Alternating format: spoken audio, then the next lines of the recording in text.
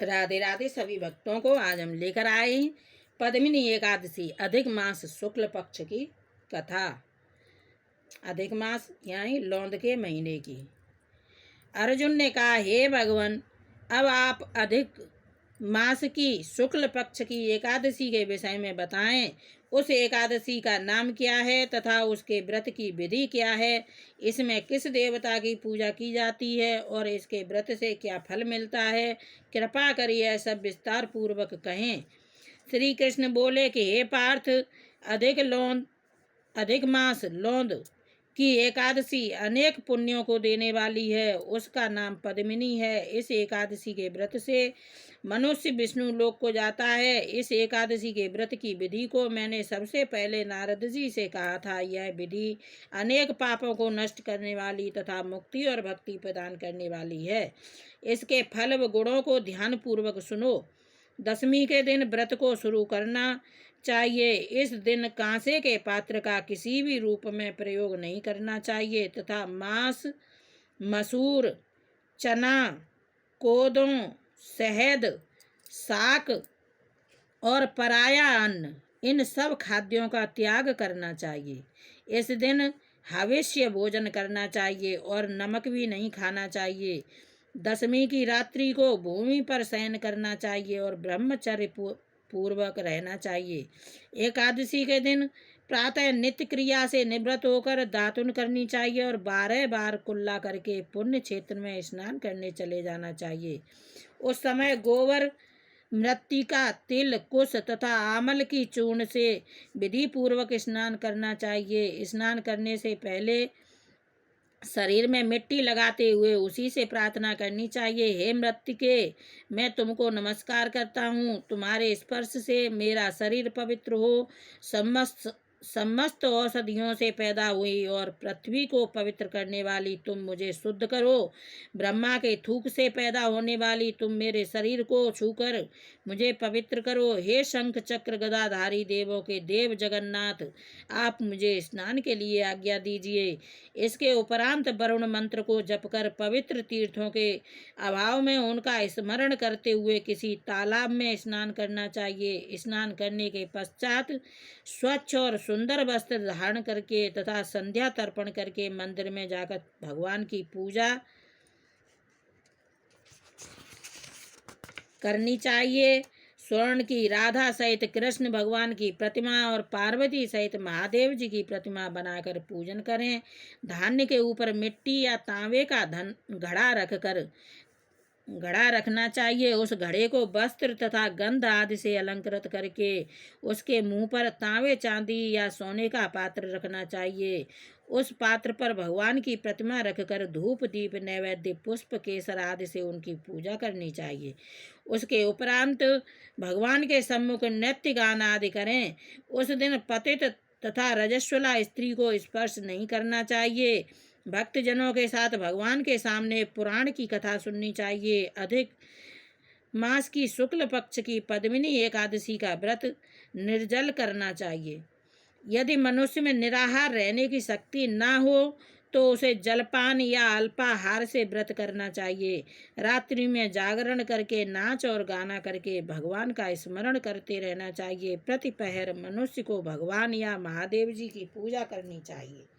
पहले पैर में भगवान को नारियल, दूसरे में बिल्व फल, तीसरे में सीताफल और चौथे में सुपारी, नारंगी अर्पण करना चाहिए।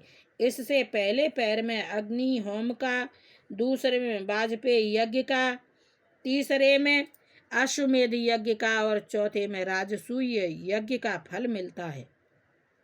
इस व्रत से बढ़कर संसार में कोई यज्ञ, तप, दान या पुण्य नहीं है। एकादशी का व्रत करने वाले मनुष्य को समस्त तीर्थ और यज्ञों का फल मिल जाता है। इस तरह से सूर्योदय तक जागरण करना चाहिए और स्नान करके ब्राह्मणों को भोजन कराना चाहिए। सब पदार्थ भगवान की प्रतिमा सहित ब्राह्मणों को देना चाहिए।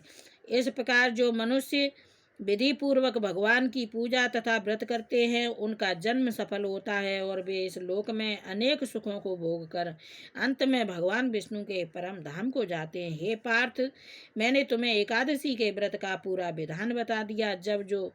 अब जो पद्मिनी एकादशी का भक्ति पूर्वक व्रत कर चुके हैं उनकी कथा को कहता हूँ, ध्यान पूर्वक सुनो। यह सुंदर कथा पुलस्त्य जी से नारद जी से कही थी। पुलस्त्य जी ने नारद जी से कही थी। एक समय कीर्तवीर ने रावण को अपने बंदी गृह में बंद कर लिया। उसे मुनि पुलस्त्य ने कीर्तवीर से विनय करके छुड़ाया। इस घटना को सुनकर नारद जी ने पुलस्त्य जी से पूछा, हे महाराज, उस मायावी रावण को जिसने समस्त देवताओं सहित इंद्र को जीत लिया, कीर्तवीर ने किस प्रकार जीता, सो आप मुझे समझाइए।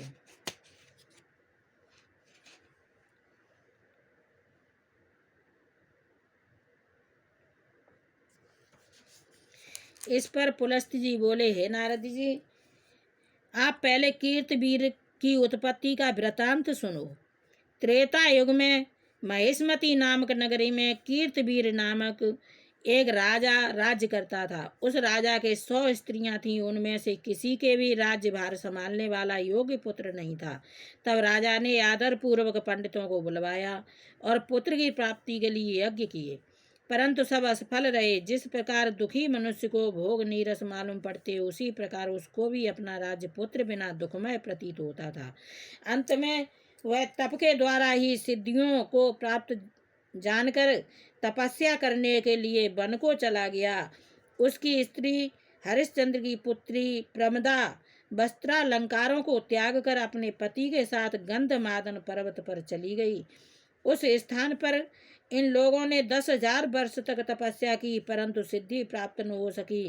राजा के शरीर में केवल हड्डियां रह गईं। यह देखकर प्रमदा ने विनय सहित महासती अनुसुईया से पूछा, मेरे पतिदेव को तपस्या करते हुए 10,000 वर्ष बीत गए, परंतु अभी तक भगवान प्रसन्न नहीं हुए हैं जिससे मुझे पुत्र प्राप्त हो, इसका क्या कारण है? इस पर अनुसुईया बोली कि अधिक लौंद मास में जो कि 36 महीने बाद आता है, 2 एकादशी होती हैं। इसमें शुक्ल पक्ष की एकादशी का नाम पद्मिनी और कृष्ण पक्ष की एकादशी का नाम परमा है। उसके जागरण और व्रत करने से भगवान तुम्हें अवश्य ही पुत्र देंगे। इसके पश्चात अनुसुईया जी ने व्रत की विधि बतलाई। रानी ने अनुसुईया की बतलाई विधि के अनुसार एकादशी का व्रत और रात्रि में जागरण किया। इससे भगवान विष्णु उस पर बहुत प्रसन्न हुए और वरदान मांगने के लिए कहा। रानी ने कहा, आप यह वरदान मेरे पति को दीजिए। प्रमदा का वचन सुनकर भगवान विष्णु बोले, हे प्रमदे, मल मास मुझे बहुत प्रिय है, उसमें भी एकादशी तिथि मुझे सबसे अधिक प्रिय है। इस एकादशी का व्रत तथा रात्रि जागरण तुमने विधि पूर्वक किया, इसलिए मैं तुम पर अत्यंत प्रसन्न हूँ। इतना कहकर भगवान विष्णु राजा से बोले, हे राजेंद्र, तुम अपनी इच्छा के अनुसार वर मांगो, क्योंकि तुम्हारी स्त्री ने मुझको प्रसन्न किया है। भगवान की मधुर वाणी सुनकर राजा बोला, हे भगवान, आप मुझे सबसे श्रेष्ठ, सबके द्वारा पूजित तथा आपके अतिरिक्त देव दानव मनुष्य आदि से अजय उत्तम पुत्र दीजिए। भगवान तथास्तु कहकर अंतर ध्यान हो गए। उसके बाद वे दोनों अपने राज्य को वापस आ गए। उन्हीं के यहाँ कीर्तवीर उत्पन्न हुए थे। वह भगवान के अतिरिक्त सबसे अजेय थे। इन्होंने रावण को जीत लिया था। यह सब पद्मिनी के व्रत का प्रभाव था। इतना कहकर पुलस्त्य जी वहां से चले गए। भगवान बोले, हे पांडुनंदन अर्जुन, यह मैंने अधिक मास की लौंद की शुक्ल पक्ष की एकादशी का व्रत कहा है। जो मनुष्य इस व्रत को करता है वह विष्णु लोक को जाता है।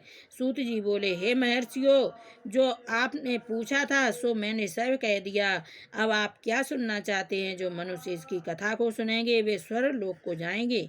कथा का सार, भगवान सर्वशक्तिमान है। वे दुर्लभ से दुर्लभ वस्तु देने में समर्थ हैं, किंतु भगवान को प्रसन्न करके अपनी मनवांछित वस्तु प्राप्त करने का मार्ग मनुष्य को ज्ञात होना चाहिए। पद्मिनी एकादशी भगवान की प्रिय तिथि है। जप तप से भी अधिक प्रभावशाली इसका व्रत व्यक्ति को दुर्लभ वस्तु प्राप्त करा देता है।